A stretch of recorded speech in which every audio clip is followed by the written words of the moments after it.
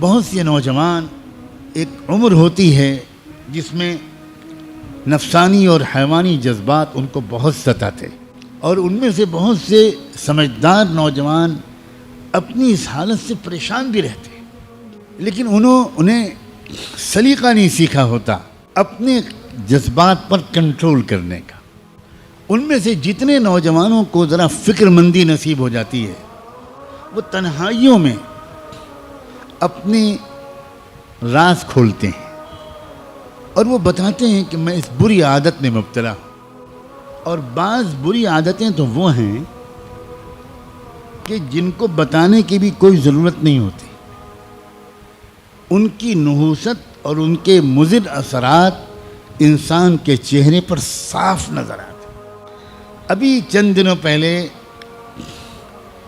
ایک نوجوان میرے پاس آیا اور اس نے آ کر کہا کہ بہت پریشان رہتا ہوں، پڑھائی میں دل نہیں لگتا وغیرہ وغیرہ، تو دماغ بالکل سن ہو گیا ہے، کسی کام کے لائق نہیں رہ گیا ہوں، پتہ نہیں کیا ہوتا جا رہا ہے، مجھے کوئی عمل بتا دیجئے، کوئی دعا کر دیجئے، پانی پہ دم کر کے دے دیجئے۔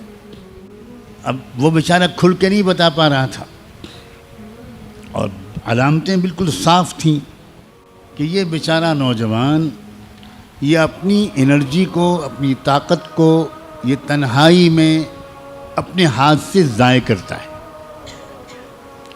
یہ اس گناہ میں پھنسا ہوا ہے۔ میں نے اس سے کہا بیٹا ایک بات بتاؤ، کیا ماسٹربیشن کی عادت تو نہیں ہے تم کو؟ اپنے ہاتھ سے اپنی جوانی کی قوت کو نکالنا؟ بس ایک دم سے رو پڑا اور کہنے لگا حضرت 10 سال ہو گئے ہیں میں اس بیماری میں مبتلا۔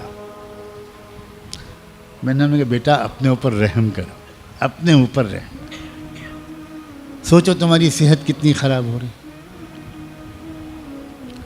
یہ تمہاری یادداشت کا کمزور ہو جانا، یہ پڑھائی میں دل نہ لگنا، یہ کنسنٹریشن کا بالکل بار بار بریک ہو جانا،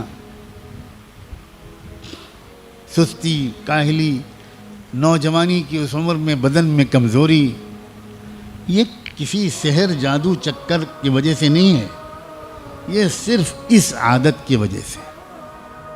اور پھر تم ابھی اپنے اوپر ظلم کر رہے ہو، کل کو جب تمہاری شادی ہوگی تو اس وقت تم اپنے اوپر ظلم کے بعد تم تو ہوگے شرمندہ، اور تمہاری بیوی ہوگی تمہارے ہاتھ کی مظلوم، اور پھر خاندان میں تمہاری بدنامی ہوگی۔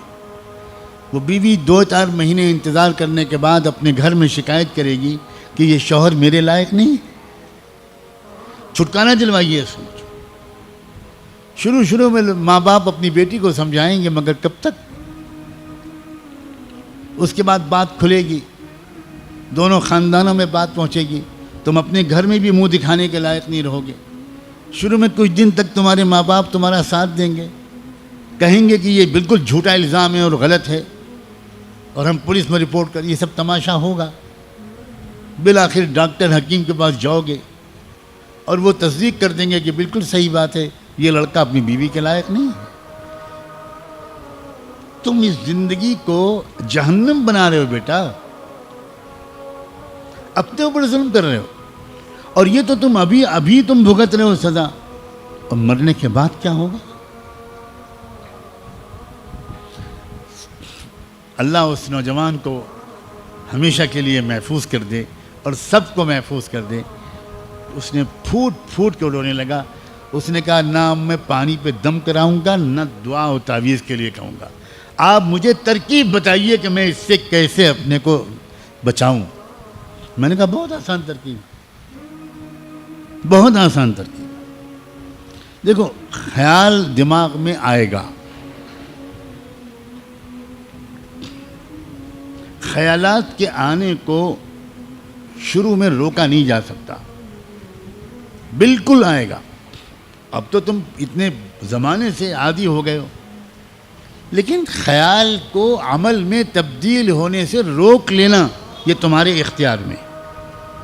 اور اس کی ترکیب یہ ہے کہ تم فوراً اپنی حیت بدل لو. اگر تم لیٹے ہوئے ہو، بیٹھے ہوئے ہو، اکیلے ہو، کھڑے ہو جاؤ، اٹھ جاؤ، ٹہلنے لگو، چلنے لگو، وضو کرو فوراً، 2 رکعت نماز کی نیت باندھ لو، تسبیح پڑھنے لگو، درود شریف پڑھنے لگو، مکہ مدینے کو یاد کرنے لگو، اپنی ذہن کو ادھر سے ہٹاؤ. 2 منٹ کے اندر سارا بھوت اتر جائے گا، تم نارمل ہو جاؤ. اتنی سی قوت ارادی، اتنی سی ول پاور تم کو اس تباہی سے بچا سکتی ہے. قطعاً مشکل نہیں. لیکن کیا کریں ہمارے بچے، اور اب تو بچیاں بھی سیکھتے نہیں، پوچھتے نہیں، شرماتے بھی ہیں، ڈرتے بھی ہیں. لگتا ہے ان کو کہ ہم کو ڈانٹ پڑے گی. گھر کے بڑے بوڑھے ماں باپ وہ خود عمر کے ان مراحل سے گزر چکے ہوتے ہیں، لیکن کوئی باپ اپنے بیٹوں کو یہ باتیں نہیں سمجھاتا. کوئی ماں اپنی بیٹیوں کو یہ باتیں نہیں سمجھاتی. بہت بڑا کمیونیکیشن گیپ ہے، بہت بڑا یہ ایک گیپ ہے. اسی وجہ سے ہمارے بچے برباد ہو رہے ہیں. حالانکہ جو آج باپ اور ماں ہیں وہ بھی تو کبھی 14-15 سال کے تھے، وہ بھی تو کبھی 16-17 سال کے تھے، وہ بھی تو کبھی شادی شدہ زندگی سے پہلے کے نوجوان کنوارے تھے. کیوں بھول جاتے ہیں اپنے دنوں کو؟ کیوں بھول جاتے ہیں اپنی غلطیوں کو، جذبات کو؟ یہ بہت بڑی غلطی ہے. اور میں پچھلے کچھ عرصے سے اب میں نے فیصلہ کیا ہوا ہے کہ میں بار بار ان باتوں کو کھول کر بیان کروں گا. کیونکہ مجھے جب بھی ایسی باتیں میں نے کھول کر بیان کی ہیں، مجھے 50 سے 100 تک میسیجز یا ای میل ملے ہیں کہ تھینک یو ویری مچ مولانا، اللہ آپ کو جزائے خیر دے. وہ بیان میں میری آنکھ کھل گئی اور ایسی ترکیب آپ نے بتا دی کہ مجھے 1 سال ہو گیا، مجھ سے وہ غلطی دوبارہ نہیں ہوئی.